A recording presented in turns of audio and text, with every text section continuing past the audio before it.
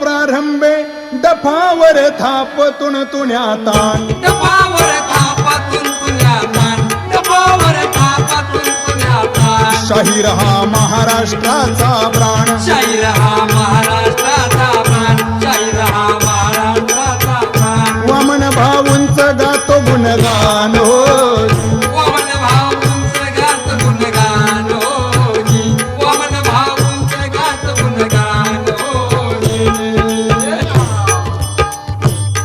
अधिनमन साधू संताला ज्ञानेश्वराला एकनाथाला तुकारामाला किसन बाबाला शाहिरानं साज चढविला नगर जिल्हा शेवगाव तालुक्याला मुक्कामी वरुर गावाला हाती आज घेऊन लेखणीला हाती आज घेऊन लेखणीला शाहिराक्षय गातो पोवाड्याला गातो पोवाड्याला गात पवड्याला होनी गात पवड्याला होनी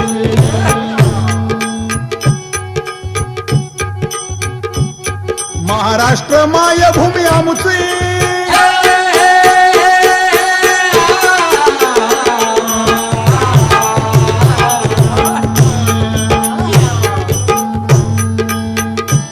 महाराष्ट्र मायभूमी आमची मराठी भाषिकांची संत महंतांची ज्ञानवंतांना जन्म देणार ज्ञानवंतांना जन्म देणार ज्ञानवंतांना जन्म देणार नररत्नांचे दिव्य भांडार नवरत्नांचे दिव्य भांडार नवरत्नांचे दिव्य भांडार समर्पित घेत इथे अवतार जी समर्पण घेतो इथे अवतार हो जी समर्पण घेतो इथे अवतार हो महाराष्ट्र संतांची खान आम्हा अभिमान गावनी गुणगान वास्तव्य केलं साधू संतान वास्तव्य केलं साधू संतान वास्तव्य केलं साधू संतान वास्तव्य केलं साधू संतान वामन भाऊन जी जी जी वामन भाऊन वामन भाऊन महाराष्ट्र प्रांत म्हणजे साधू संतांच्या शूरवीरांच्या आदर्श मातांच्या आणि छत्रपती शिवाजी महाराजांच्या पदस्पर्शानं पावन झालेली भूमी याच महाराष्ट्रात मराठवाड्यात एका महान संतानं जन्म घेतला आणि या महान संताचा इतिहास आपल्या समोर सादर करताय जरा लक्षपूर्वक ऐका बीड जिल्ह्यामध्ये शिरूर कासार तालुका आणि अगदी त्याच्या जवळ फुलसांगवी या ठिकाणी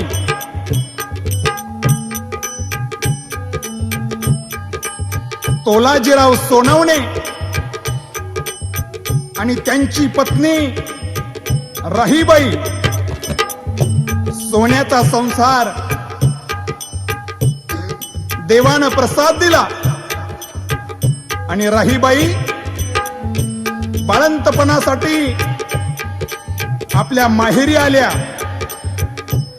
कारण उद्याचे एक संत त्या रही मातेच्या पोटामध्ये आकार घेत होते आणि कुठे होतं म्हणाले गाव लक्षपूर्वक ऐका बीड जिल्ह्यात पाटोदा तालुक्यात चकला बोर गाव गावात जन्म आले महान एक संत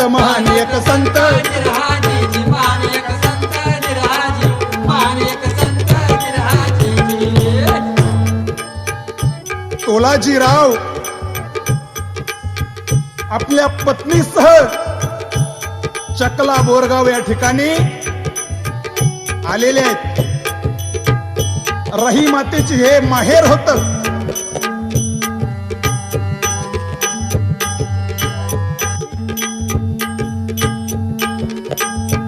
आणि काय झालेलं या ठिकाणी आनंदाला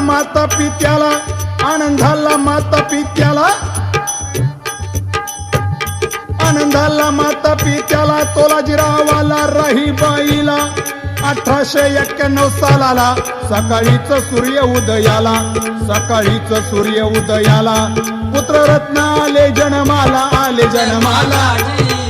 आले जन्माला आले जन्माला एका महान संतानं रहीबाईच्या उदरातून जन्म घेतला. रहीबाईची आई यांचं नाव आबाबाई बाळाचं कौतुक करत होत्या. दिवसामागे दिवस लोटत चालले आणि बाळाचं नाव वामन ठेवलं. बाळाचं नाव वामन ठेवलं. नावाचा अर्थ लक्षपूर्वक ऐका. वा म्हणजे वागणे, मन ज्यांचं समाजाबद्दल चांगलं मन आहे ते वामन. दिवसामागे दिवस लोटत चालले आणि मग एक चमत्कार झाला. या परिवाराच्या दृष्टीनं ही दुःखाची घटना, पण हा देवाचा चमत्कार होता. लक्षपूर्वक ऐका. बाळंतपणामध्ये बाळ जन्माला आल्यानंतर ज्यावेळेला भाऊ 42 दिवसाचे होते, बाळंतपणामध्ये राही मातेला त्रास होऊ लागला. समाधान वाटलं मनाला, समाधान वाटलं मनाला, पाहुणी आपल्या बाळाला नियतीनं घाव घातला. दुःखाचा डोंगर कोसळला, दुःखाचा डोंगर कोसळला. आलं पाणी आईच्या डोळ्याला, आईच्या डोळ्याला, जी जी जी आईच्या डोळ्याला, आईच्या डोळ्याला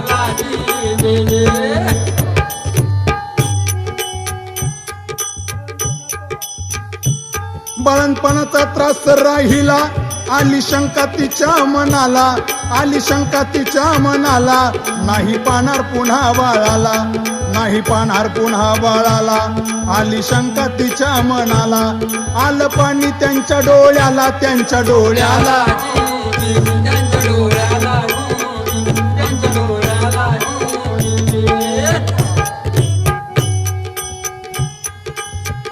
रही माता वाड्यामध्ये असताना पाळण्यात छोटेसे बाळ वामन भाऊ टाकलेले आहेत आणि झोका देत असताना एकटक आपल्या बाळाकडे पाहावं, डोळ्यामध्ये पाणी उभं राहावं. आकाशाकडे पाहिलं आणि राही माता म्हणाल्या, हे परमेश्वरा, हे देवा, मला असं वाटतं या आजारातून मी आता कधीच बरी होणार नाही, पण परमेश्वरा, पंढरीच्या पांडुरंगा, तुझा कृपा आशीर्वाद माझ्या वामन बाळावरती राहू दे. आणि बाळाला झोका देत असताना त्या झोक्यातून छोट्याशा वामन भाऊन आईकडे पाहावं आणि त्या आईनं बाळाकडे पाहावं आणि वामन भाऊनी टाहो फोडला. छोट्याशा मुलाला काय कळणार, पण ते बाळ सामान्य नव्हतं. मातेला परमेश्वराने बोलावलं. हे छोट्याशा बाळाला कळालं आणि बाळाला झोका देत असताना, बाळाला झोका देत असताना अचानक हातातील झोक्याची दोरी सैल झाली. अचानक हातातील झोक्याची दोरी थांबली आणि राही मातेनं या जगाचा निरोप घेतला, या जगाचा निरोप घेतला, या जगाचा निरोप घेतला, या जगाचा निरोप घेतला. स्वामी तिन्ही जगाचा, आई विना भिकारी. स्वामी तिन्ही जगाचा, आई विना भिकारी. राही मातेनं बाळाचा निरोप घेतला, जगाचा निरोप घेतला. आणि बाळाची आजी आबाबाई यांना शोक अनावर झालेला आहे. सर्वांनी टाहो फोडला. अंत्ययात्रेची तयारी झाली आणि अखेरचा निरोप राही मातेला दिला.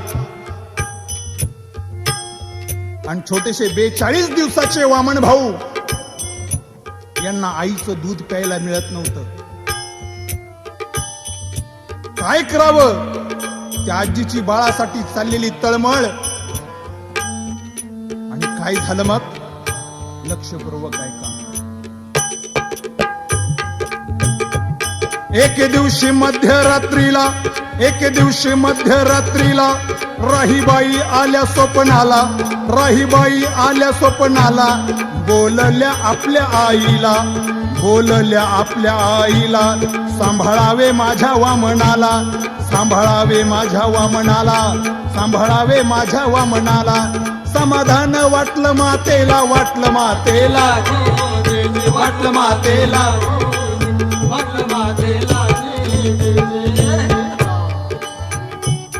रात्रीची वेळ.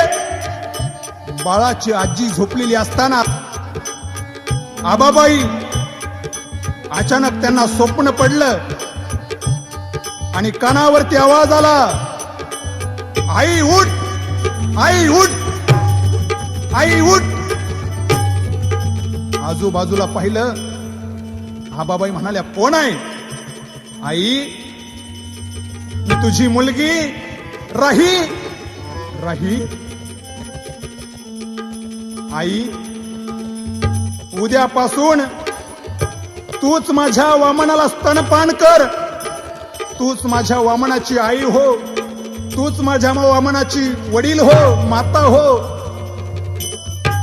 सगळं काही आई तूच हो. माझ्या वामनाचा सांभाळ कर आई. माझ्या वामनाचा सांभाळ कर. आणि माय बापाव, त्या आबाबाईंचं वय होतं जवळपास 65 वर्षांच्या पुढं. ज्याला छोट्याशा बाळाला आपल्या जवळ घेतलं आणि पदराआड घेताच त्या 65 वर्षाच्या म्हातारीला पहना फुटला आणि आबाबाईला वामन भाऊ पिऊ लागले. आबाबाईला वामन भाऊ पिऊ लागले.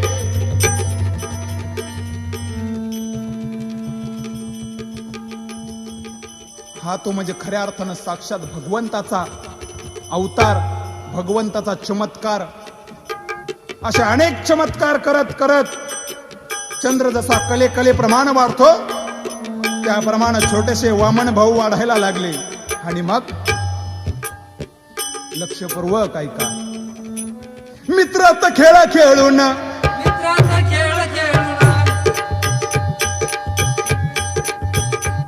मित्रात खेळ खेळून दगडाचे टाळ करून संगड्यात जाती रमून तन भूक गेले हरवून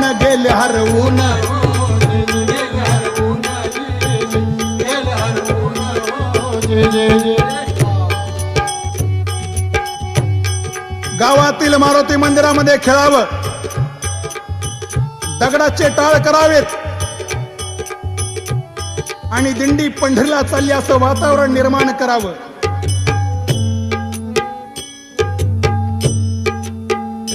दिंडी चालली ज्ञानोबाची, वारी आली आषाढीची. आबाबाईच्या संस्कार आणि संस्कृतीनं वामन भाऊ वाढायला लागलेले. मुलाचे पाय पाळण्यात दिसतात, यात काय खोटं नाही. आणि वामन भाऊ यांचे चुलते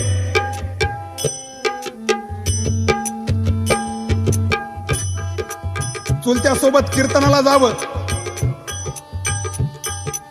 गळ्यामध्ये माळ घातली. भक्तीचं वेड भाऊला तुळशी माळ घातली गळ्याला. चुलत्यासोबत जाते कीर्तनाला. जाऊन भेटले बंकट स्वामीला. मला घेऊन जावे आळंदीला.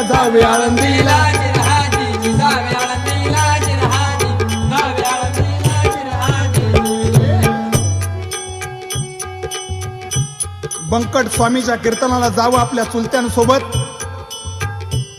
गळ्यामध्ये तुळशी माळ घातली, भगवंताचं नाम चिंतन केलं.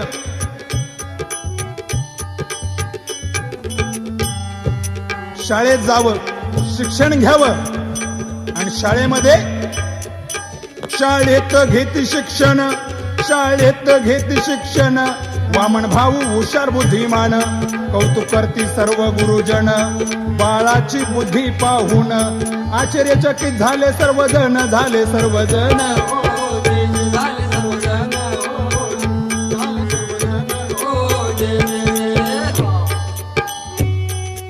लहानपणापासून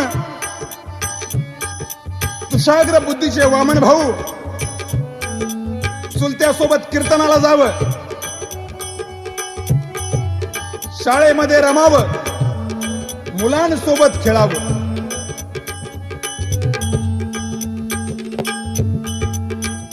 मुलांसोबत खेळावं आणि बंकट स्वामी यांच्या बरोबर ज्यावेळेला श्री संत वामन भाऊ आळंदीला गेले आणि आळंदीमध्ये नाव दाखल केलं. ही वारकरी शिक्षण संस्था विष्णुबुवा जोग चालवित होते आणि भाऊंचं आध्यात्मिक शिक्षण चालू झालं. आळंदीत घेती शिक्षण, आळंदीत घेती शिक्षण, ज्ञानेश्वरी गीता वाचून, कसे करावे कीर्तन प्रवचन, गुरुवर्य सांगते समजून, आळंदीला शिक्षण घेऊन, आळंदीला शिक्षण घेऊन, वामन भाऊ घेते शिक्षण, घेते शिक्षण.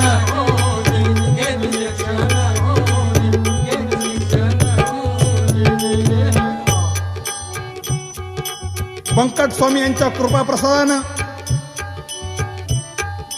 वामन भाऊ यांचं शिक्षण पूर्ण झालं आणि पुन्हा गावाकडे आले. भजन कीर्तन प्रवचन, हजारो मंडळी कीर्तनामध्ये रमावेत, असं सुंदर वाणीमधून कीर्तन सादर करावं, भाविक मंत्रमुग्ध व्हावेत आणि भविष्यात एक महत्वाची जबाबदारी वामन भाऊ यांच्याकडे येणार होती. एक महान संत वामन भाऊंची वाट गहिनीनाथ गडावरती पाहत बसले होते. हा गहिनीनाथ गड कुठे म्हणाल तर लक्षपूर्वक ऐका. बीड जिल्हा पाटोदा तालुक्याला, बीड जिल्हा पाटोदा तालुक्याला, चिंचोली याच गावाला, चिंचोली याच गावाला, गहिनीनाथाच्या घेती दर्शनाला, गहिनीनाथाच्या घेती दर्शनाला, वंदन यादव बाबाला, वंदन यादव बाबाला, समाधान वामन भाऊला, वामन भाऊला, जी जी जी वामन भाऊला.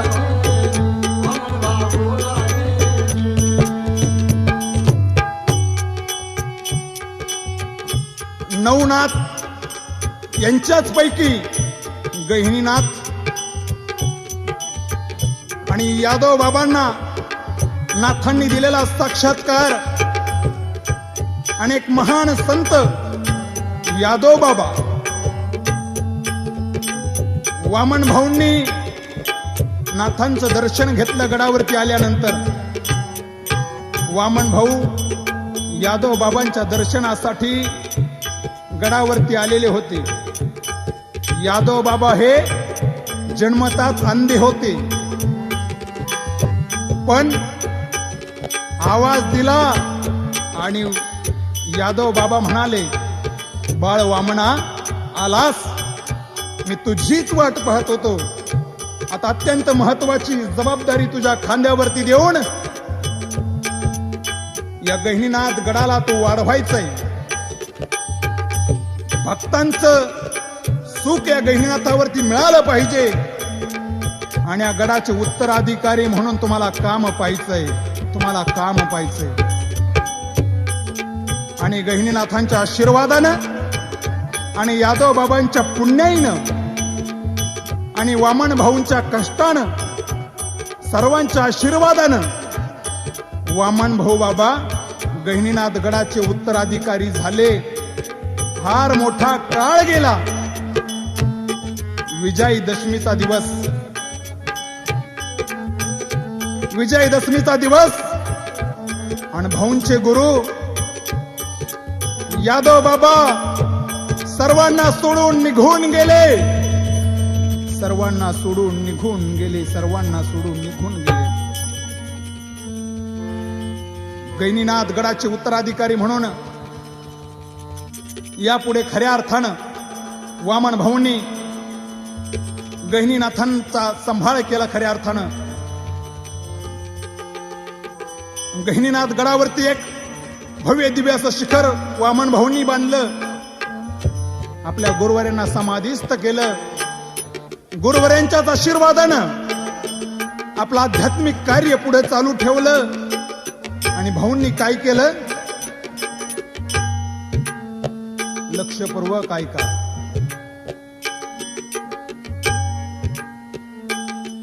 भाऊ करते कीर्तन प्रवचन,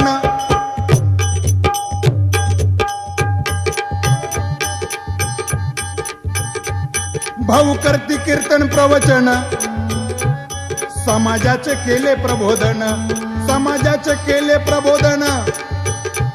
सोडून द्यावं तुम्ही व्यसन, भाविक भक्त घेती दर्शन, भाविक भक्त घेती दर्शन.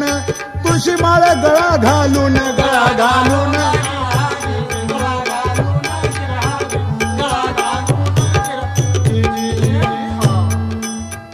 वामन भाऊंच्या कीर्तनाला हजारो लोक जमायचे आणि भाऊ समाजाचं प्रबोधन करायचे. तरुणांना सांगायचे व्यसनाचा त्याग करा, गळ्यात पवित्र तुळशीची माळ घाला. माळ घातल्यानं अंतःकरण शुद्ध होतं, शरीर मन शुद्ध होतं. समाजाचं प्रबोधन वामन भाऊ करायला लागलेले आहेत. आणि एक दिवस काय झालं? लक्षपूर्वक ऐका. एक दिवस प्रकार काय झाला? एक दिवस प्रकार काय झाला? प्रकार काय झाला? बळी देतात कोंबडे बकऱ्याला, बळी देतात कोंबडे बकऱ्याला. दुःख झालं होत भाऊला, दुःख झालं होत भाऊला. लोकांना उपदेश केला, लोकांना उपदेश केला. नका मारू मुक्या प्राण्याला, नका मारू मुक्या प्राण्याला. दूर करा अंधश्रद्धेला, अंधश्रद्धेला जी, अंधश्रद्धेला.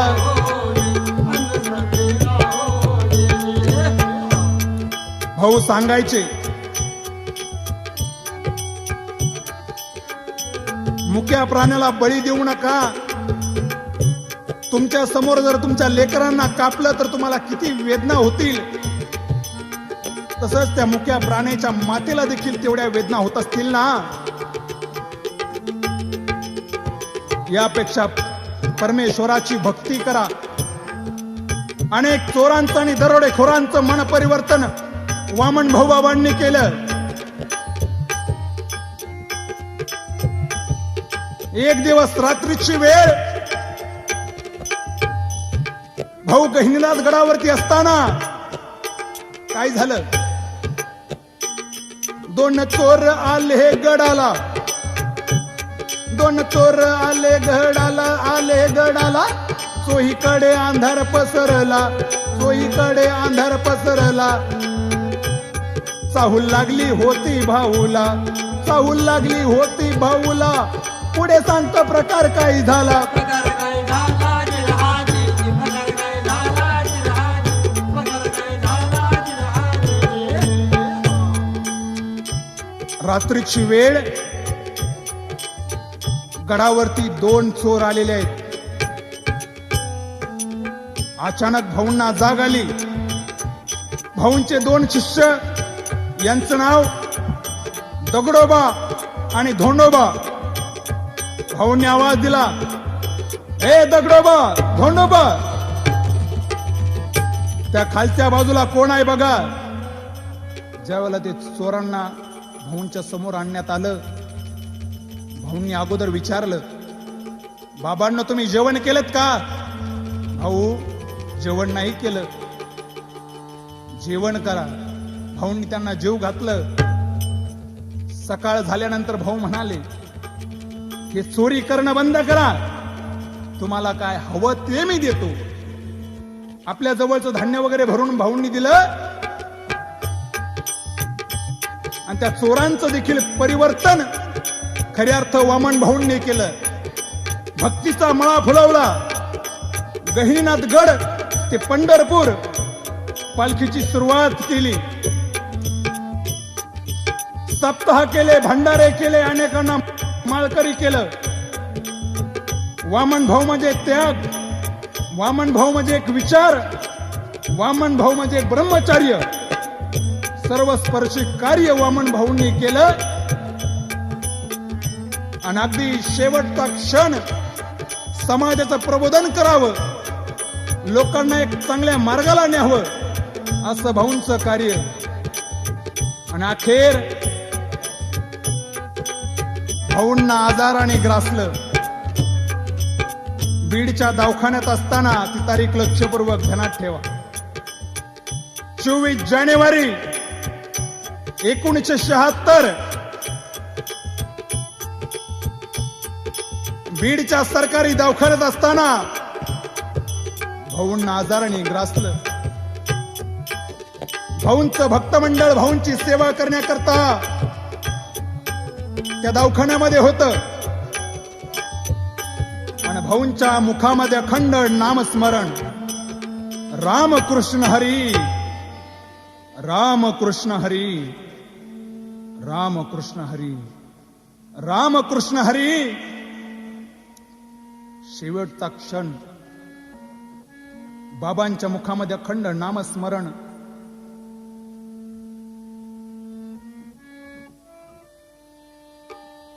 चालू असताना राहीबाईच्या पोटामध्ये जन्म घेतलेला एक सिद्ध पुरुष,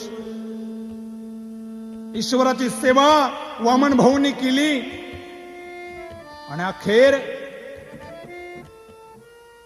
महान ईश्वर भक्त परमपूज्य महंत श्री वामन भाऊ सर्वांना सोडून परलोकी विलीन झाले, परलोकी विलीन झाले, परलोकी विलीन झाले. जगाचा निरोप घेतला भाऊंनी. अशा त्या संताला खऱ्या अर्थानं शाहिराचा कोटी कोटी मानाचा मुजरा. शाहिरानं साज चढविला,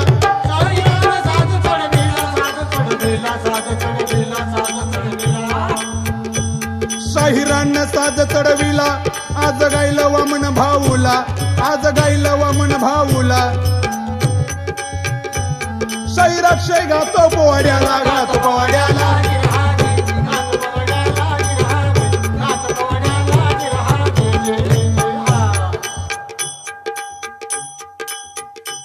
धाव घेतो सभेच्या ठाई, धाव घेतो सभेच्या ठाई. पूर्व पुण्याई विठ्ठल रखमाई, म्हणून शाहिरीचा चढविला साज. शाहीर कल्याण माझे गुरुरासो, जी जी शाहीर कल्याण.